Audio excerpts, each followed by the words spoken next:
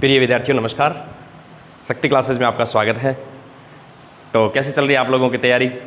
मेरा विश्वास आपकी तैयारी अच्छी चल रही होगी, क्योंकि अपने एक विशेष कक्षा में, बोर्ड की कक्षा में बैठने जो जा रहे हैं, तो आप बच्चे भी इस बात को लेकर बिल्कुल अलर्ट होंगे और अभी से अपनी नियमित अध्ययन आपने शुरू कर दिया होगा। क्योंकि विद्यार्थी जीवन में जो एक महत्वपूर्ण बातें हैं वो यही है कि एक तो नियमित अध्ययन होना ज़रूरी है और एक बार बार अध्ययन, दोहरान, रिवीजन होना बहुत ज़रूरी है। जितना गणित जैसे सब्जेक्ट को यदि लेके चलना है, अपने को गणित के विद्यार्थी के रूप में अपनी पहचान देनी है, तो अपने को बार बार उसका दोहरान करना आवश्यक है। तो इस कार्य में भी आप किसी भी तरह से पीछे नहीं रहेंगे कि नियमित अध्ययन करते रहें। जहाँ भी आपको समय मिले तो पुनः पीछे के जो क्लासें हैं उनको आप देखते रहें और अपना जो दौरान है वो जारी रखें। तो ज़रूर अपनी पकड़ है वो गणित में एक बहुत बेहतरीन पकड़ हो जाएगी और एक अच्छी पहचान अपने गणित के विद्यार्थी के रूप में बना सकेंगे। तो चलिए विद्यार्थियों, आगे आज अपने देखते हैं। तो जो कल प्रश्नावली चल रही थी 2 पॉइंट्स 3, उसमें अपने पहला और दूसरा सवाल कर लिया था। आज अपने पास तीसरा और चौथा, 5वां सवाल है। तो देखिए विद्यार्थियों, इसमें मैंने आपको बताया था कि विभाजन एल्गोरिथम है, उसके 3 टाइप के सवाल आपके पास आ सकते हैं। एक तो साधारण भागफल और शेषफल पूछा जा सकता है, दूसरा आपके पास इस तरह से पूछा जा सकता है कि गुणनखंड है या नहीं है, और तीसरा ये सवाल आ गया जिसमें शेष शून्य पूछे जा सकते हैं। तो तीनों में ही अपने को भाग देना आना चाहिए। तो इनका भाग देना है बहुपदों का, वो अपने सीख रहे हैं, सीख भी लिया है। तो आगे चलिए आज फिर एक इसका दौरान अपने करते हैं। तो ये कह रहा है कि आपके पास px दे रखा है, ये कोई भाजक है, सॉरी भाज्य है। तो भाज्य px से अपने लिखते हैं, ये एक px आपको दे रखा है। अब ये कह रहा है कि ये इसके 2 शून्यक है। शून्यक है तो इसमें जो चर x है उसके मान है जो इसको संतुष्ट करते हैं। शून्य का मतलब वही है कि ऐसे चर के वे मान जो बहुपद है या व्यंजक है उसका मान शून्य कर दे, तो इसको शून्य कर रहे हैं वो। तो चलिए वो x के मान है, तो x का एक मान तो आ गया मेरे पास √5/3 और दूसरा आ गया है x बराबर -√5/3। तो मैं यदि इनका पक्षांतरण करूं तो इसको इस तरह से लिख सकता हूं, ये प्लस का था माइनस का हो गया, बराबर में 0। ये माइनस का था तो प्लस का हो गया, बराबर में 0। इसका मान भी 0, इसका 0, यदि दोनों को गुणा करूंगा तो भी 0 आएगा। तो चलिए मैंने इन दोनों का आपस में गुणा कर दिया, तो बायां भाग है वो आपस में गुणनफल हो गया। इधर 0 का गुणा 0 से, यानी 0 हो गया। 0 का गुणा 0 से करेंगे, ये दोनों साइड से मैंने गुणा कर दी, यानी मैं इसका एक गुणनखंड के रूप में इसको तैयार कर रहा हूँ।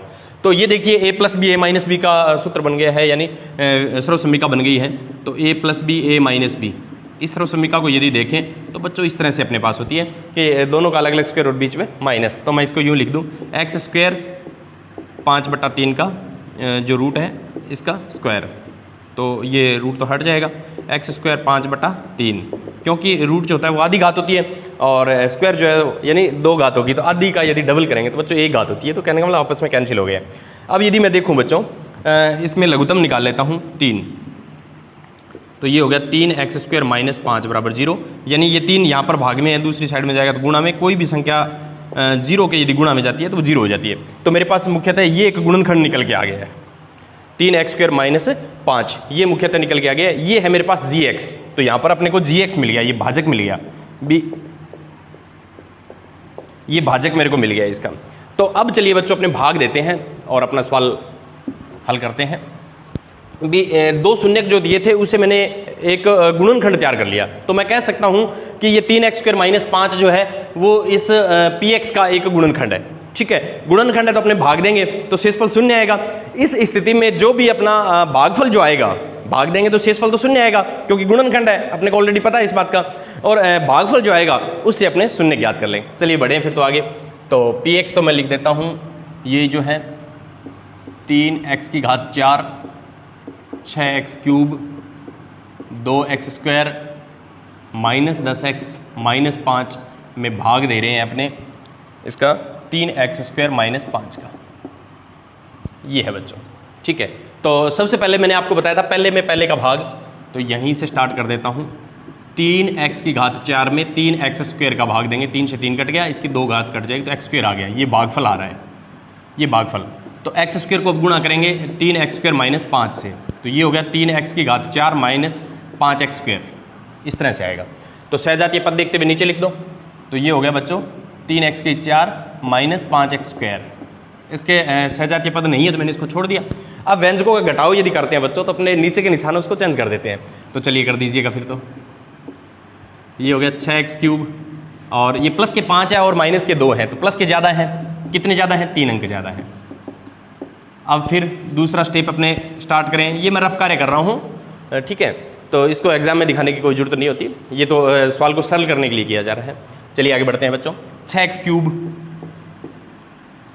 में 3x स्क्वायर का भाग देना है तो ये तो कट गया, 2 आ गया। 6 में 3 का भाग देंगे तो 2 आएगा। x क्यूब है, x स्क्वायर का देंगे तो x बच जाएगा बच्चों। ये 3 घात है, 2 घात है, ठीक है, तो ये 2x आ गया।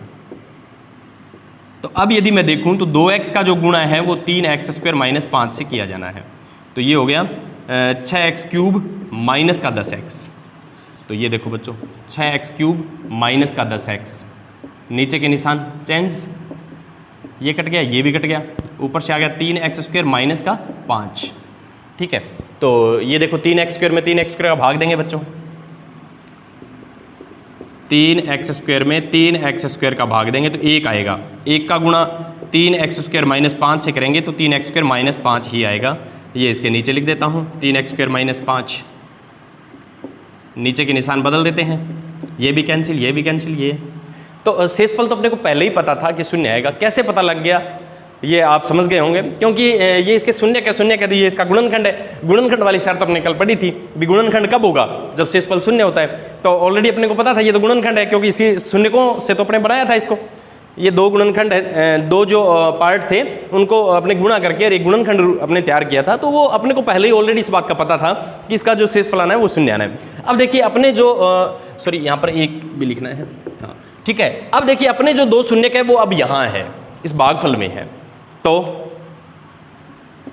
माना भी इसमें 2 शून्य है तो मैं इसका मान 0 कर दूं फिर भी, तभी 2 शून्य है वो पता चलेगा भी। इस बहुपद में 2 शून्य है छिपे हुए, उनको बाहर निकालना है। तो शून्य क्या करता है? x का वह मान जो बहुपद को शून्य कर दे। तो मैंने इसको शून्य कर दिया तो वो x के मान आ जाएंगे भी। x के मान पता है तो ये शून्य हो जाएगा, यदि इसको शून्य कर देंगे तो x का मान आ जाएगा। तो चलिए स्टार्ट करते हैं। a और c का गुणा 1 आ गया, a और c का गुणा यदि देखेंगे बच्चों तो 1 आएगा। तो 1 के ऐसे गुणनखंड अपने को करने हैं तो 1 के यदि मैं संभावित गुणनखंड देखूं तो मेरे पास 1 और 1 ही होता है। तो ऐसे गुणनखंड करो जिनका जोड़ 2 आए, तो 1 और 1 ही होंगे। 1 के 2 ऐसे गुणनखंड करो कि जिनका जोड़ 2 आए, यहाँ से पता चलता है ना जोड़ कितना आए, 2 आए, तो वो गुणनखंड 1 और 1 ही है बच्चों। तो इसको आप यूँ लिख सकते हैं, x स्क्वायर प्लस x 1 बराबर 0। अब बाहर प्लस का निशान है तो अंदर के निशान में कोई चेंज नहीं आएगा। प्रथम 2 में कॉमन, अंतिम 2 में कॉमन, तो यहाँ पर x उभयनिष्ठ आ गया तो x प्लस 1, यहाँ कोई उभयनिष्ठ राशि नहीं दिखाई दे रही है तो 1 तो उभयनिष्ठ होता ही है, क्योंकि प्रत्येक संख्या के गुणनखंड के रूप में होता है ये। तो x प्लस 1 उभयनिष्ठ आ गया, बाकी x प्लस 1 ही बच गया फिर, क्योंकि ये x प्लस 1 आया तो यहाँ x और प्लस 1 ये फिर बच गया। तो x प्लस 1 बराबर 0, x प्लस 1 बराबर 0, तो x बराबर -1 और x बराबर -1। तो बच्चों अपने को पता है कि ये 4 घात का बहुपद है तो इसके 4 शून्य होंगे। तो 2 शून्य पहले आगे थे, दोनों सेम आए हैं, शून्य 4 ही होंगे, हो सकता है 2 सेम हो। तो ये केस यहाँ पर हुआ है, इसके 2 शून्य का वो बिल्कुल बराबर है। तो इस तरह से यदि अपने देखें तो सवाल को आसानी से हल कर सकते हैं। और यदि मैं इसको रफ कार्य को यदि हटाऊँ तो इस तरह का सवाल मेरे सामने आ जाएगा बच्चों, जो गृह कार्य के रूप में अपने तैयार करेंगे। ये देखिए इस तरह का सवाल अपने हल कर सकते हैं ताकि अपने को आसानी से समझ में भी आ जाए। चलिए आगे बढ़ते हैं। बहुत ही अच्छे सवाल दिए गए हैं, परंतु गणित में मुख्यतः बात यही निकल के आती है कि बार बार दोहरान और नियमित अध्ययन, 2 बातें यदि आप अच्छी तरह से पकड़ जाते हैं तो गणित के विद्यार्थी के रूप में बहुत अच्छी पहचान अपनी बन सकती है और अपने भविष्य में गणित को एक बिल्कुल आसान सब्जेक्ट के रूप में देख सकते हैं। चलिए अगला सवाल लेता हूं मैं। अगला सवाल दिया गया है कि मेरे पास यदि x³ minus 3x square plus x plus 2 को एक बहुपद g(x) से भाग दिया जाता है। यदि x³ यानी ये एक बहुपद आपको दिया गया है, 3x square plus x plus 2 को एक बहुपद g(x) से भाग दिया जाता है, तो अब क्या होता है भाग दिया जाता है तो ये अपने को देखना है। भाग दिया जाता है तो भागफल और शेषफल है वो मेरे पास आ रहे हैं। तो भागफल व शेषफल क्रमशः, शेषफल क्रमशः क्या क्या आएंगे, भागफल और शेषफल, ये भी अपने को बता रखा है। तो x-2 तथा -2x + 4 ये प्राप्त होते हैं। ठीक है, तो gx का मान ज्ञात कीजिए। ये सवाल दिया गया, बहुत अच्छा सवाल है। इसमें विभाजन एल्गोरिथम का उपयोग करके अपने इसको आसानी से ज्ञात कर सकते हैं। तो चलिए बच्चों, मैं देखता हूँ इसको। तो बिल्कुल आसान सा सवाल है। सबसे पहले तो अपने इसमें px देखते हैं। तो px हो गया x³ 3x² + x + 2। gx अपने को पता नहीं है बच्चों, जो अपने को ज्ञात करना है। और qx भागफल जो होता है वो है मेरे पास x-2 और शेषफल rx के रूप में अपने लिखते हैं। ठीक है, तो इसको मैं यहाँ लिख देता हूँ। चलो आगे, rx के रूप में, तो ये हो जाएगा बच्चों -2x + 4।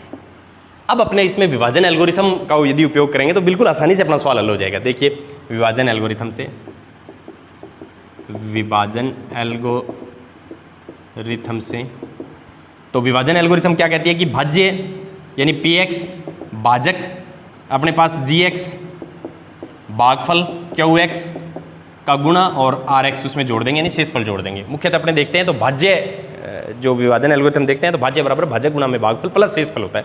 वही कार्य मैं यहाँ कर रहा हूँ बहुपदों के लिए, इस तरह से मैंने लिख दिया बच्चों। तो अब इसमें रख दीजिएगा मान। तो x³ -3x² + x + 2, gx अपने को पता नहीं है, और qx x-2 आ गया, rx है मेरे पास -2x + 4। ये लो, ठीक है।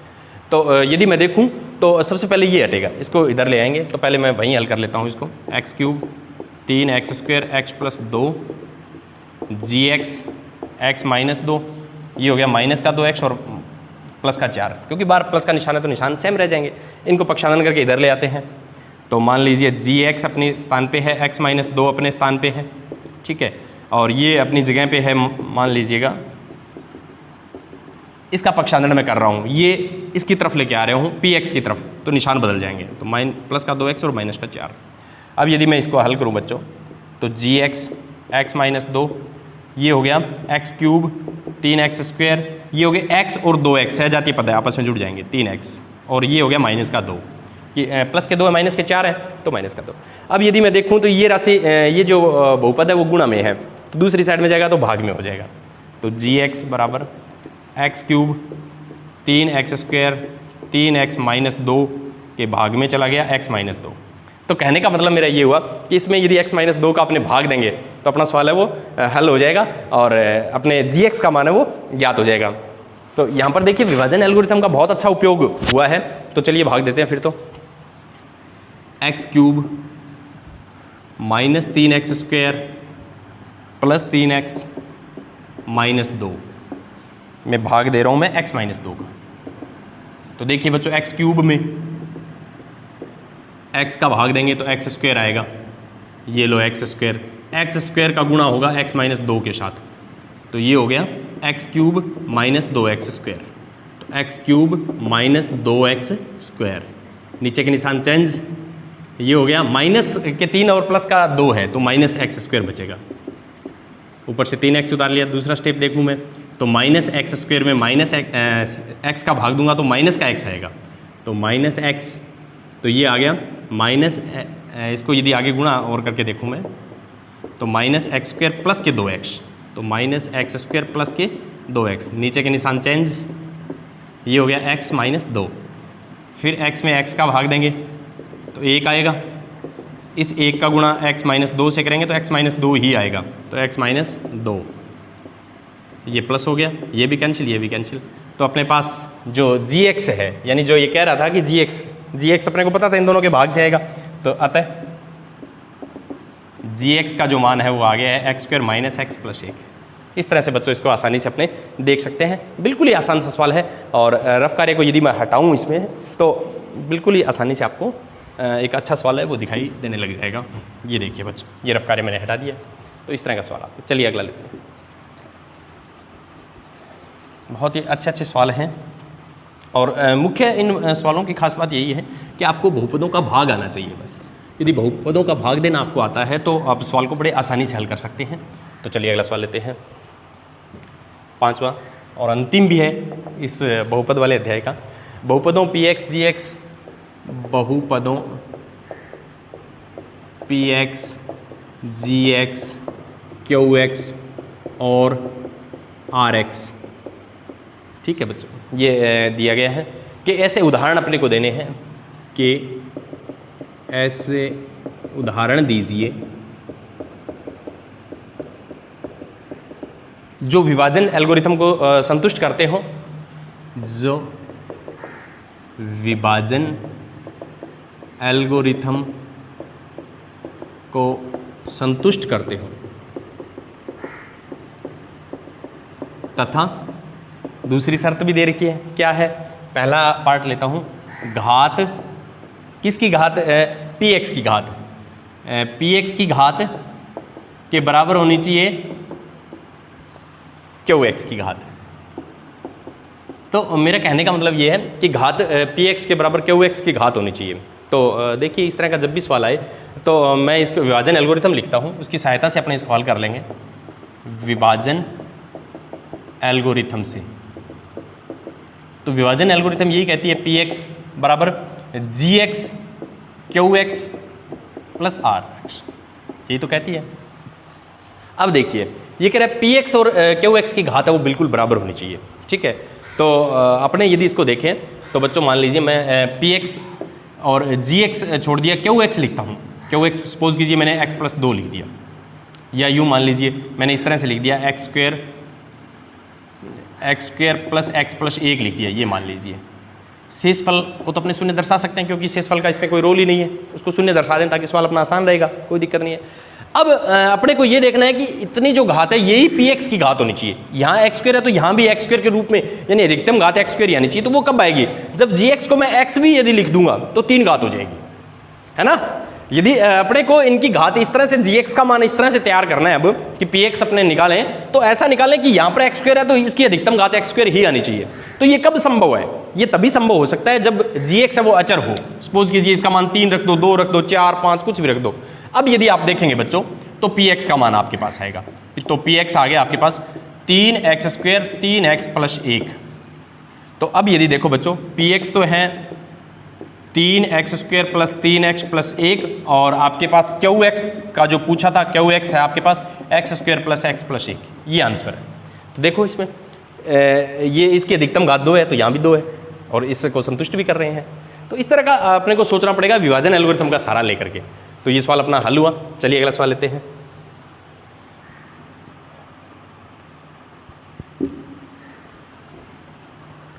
सेकंड पार्ट लेता हूँ इसका। अब की बार जो दिया गया है वो ये है कि घात qx और rx बराबर होनी चाहिए। इस तरह का सवाल है, घात qx और घात rx है वो बराबर होना चाहिए। तो चलो बच्चों देखते हैं, px ज्ञात करेंगे अपने, gx भी एक बार छोड़ देते हैं, qx की घात है वो इसके rx के बराबर। तो मान लीजिए मैं इसको x प्लस 2 ले लेता हूँ, तो इसको फिर x प्लस 1, 2, 3, 4 यानी घात बराबर रखनी है। इसकी एक घात है तो इसको भी एक घात का रखना है, ठीक है। अब देखिए gx के लिए कोई शर्त नहीं है तो gx आप अपने मन से रख सकते हैं, उसे px ज्ञात हो जाए, क्योंकि px और gx के लिए इसने कोई शर्त नहीं बताई, इसने केवल इन दोनों के लिए बताइए। तो gx का मान कोई भी आप रख दीजिए, आसानी के लिए मैं x माइनस 2 ही रख देता हूँ, ये लो x प्लस 1, तो ये बन गया। एक बार प्लस एक बार माइनस, तो दोनों का अलग अलग स्क्वायर और बीच में माइनस, तो ये हो गया x square minus 4 plus x plus 1 यानी x square plus x minus 3, क्योंकि ये माइनस का 4 है ये प्लस का 1 है तो माइनस के 3 बचेंगे यहाँ पर, तो ये हो गया माइनस 3, ठीक है। तो इस तरह से अपने हल कर सकते हैं इस तरह। तो चलिए आगे देखते हैं फिर। तो ये हो गया बच्चों अपने पास px तो हो गया x square plus x minus 3 और gx आपने जो लिखा था कोई भी राशि हो सकती है x माइनस 2। आपने मुख्य qx और rx पे बात थी, तो अब देखिए qx तो है x प्लस 2 और rx है आपका x प्लस 1, ये देखिए समान घात में है बिल्कुल। तो इस तरह से बच्चों इनके लिए कोई शर्त नहीं थी। तो आपको क्या करना होता है, इस तरह के बहुत से उदाहरण अपने निकाल सकते हैं, क्योंकि मान बदलते रहेंगे। अपने को तो यहाँ पर बस इतना ही ध्यान रखना है, इनकी घात समान रखनी है। अब बाकी इसका जैसे ही मान बदलेंगे आप तो ये भी बदल, और ये घात समान है तो बहुपद तो बदल सकते हैं इसमें भी ना, बहुत टाइप के बहुपद आप लिख सकते हैं। तो इस तरह से विभिन्न प्रकार के बहुपद यदि आप लिखेंगे तो अलग अलग मान आपके पास आते रहेंगे। चलिए अगला सवाल लेते हैं।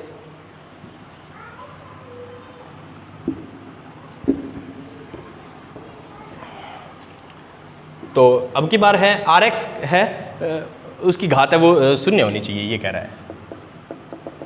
तो शून्य घात किसकी होती है? अचर पद जो है, अचर बहुपद होता है, वो शून्य घात के होते हैं। तो कहने का मतलब यहाँ पर ये चाहता है कि Px मुख्य शर्त यही है, Gx Qx कुछ भी हो सकता है, परंतु यहाँ पर शून्य घात, कहने का मतलब कोई 1 2 3 4 5 कोई संख्या हो सकती है। ये अब देखिए इसके मान कुछ भी आप रखें, अपने को तो Px ज्ञात करना है। तो चलिए यहाँ पर मैं अपने मन से x + 1 x + 2 लिख देता हूँ, क्योंकि मेरी शर्त जो है मुख्य वो तो यही है कि शेष फल है वो शून्य घात का होना चाहिए। तो अचर संख्या होती है शून्य घात की होती है। तो चलिए बच्चों, x का गुणा x + 2 के साथ, 1 का गुणा x + 2 के साथ, तो x² 2x, यहाँ देखूँ तो 1 के साथ करेंगे तो वही संख्या सेम आ जाती है, x² 2x और 1 3x, और ये हो गया 4। तो इसके लिए यदि देखें अपने, तो ये हो गया बच्चों Px तो आएगी आपके पास x² + 3x + 4, Gx है अपने पास x + 1, और Qx है x + 2, और ये मुख्य दिया गया था Rx है वो शून्य घात का होना चाहिए। तो ये देखिए अचर बहुपद है तो शून्य घात का है। तो इस तरह से अपने विभाजन एल्गोरिथम के द्वारा दी गई शर्तें हैं उनका पालन करते हुए विभिन्न प्रकार के बहुपद है वो ज्ञात कर सकते हैं। और इसका बहुत से उदाहरण मैं दे सकता हूँ, आप भी यदि प्रयास करेंगे बहुत से उदाहरण इसके, क्योंकि अपने मुख्य शर्त बस ये थी, इसका मान अपने को रखना है, इसका मान कोई रखिए, Px तो आना ही है, बस अपना मुख्य काम तो यही है कि इसका शून्य घात का इसको रखना है। तो ये अचर बहुपद मैंने ले लिया। तो अब आप देखेंगे तो Px के मान आते रहेंगे, Gx के आते रहेंगे, इन तीनों के लिए कोई शर्त नहीं आते रहेंगे। अपने पास तो Rx है वो मुख्य है, ये जो मुख्य शर्त इसने दी थी। तो इस तरह के सवाल बच्चों आपकी किताब में दिए गए हैं। तो मेरा विश्वास आपको समझ में आए होंगे और अपना इसी प्रकार बहुपद का जो अध्याय है वो पूरा होगा। मिलते हैं अगले वीडियो में, तब तक